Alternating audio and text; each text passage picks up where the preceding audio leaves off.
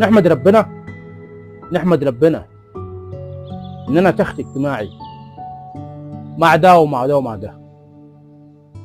لكن راجل ده حتى في علم النفس الاجتماعي، ان انت يقول لك في علم النفس الاجتماعي لو انت ما تعرفوش عن المعلومه دي، لا تنسى اهم حاجه الاشتراك واللايكات والشير وتفعيل الجرس وشغلوا الاشعارات حتى توصلكم كل الفيديوهات.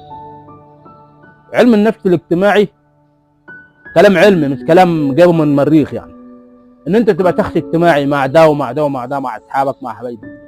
طب ما ياما الواحد بقى شخص اجتماعي وفي الاول وفي الاخر كله بتاع مصلحته. اصل مع احترامي النهارده مفيش حد بيقدر حد ولا حد بيصبح على حد. الواحد ياما يتعامل مع بحسن نيه ويدخل عليهم السعاده والبهجه، وفي الاخر كله رايح في الباي باي. هو فين ده؟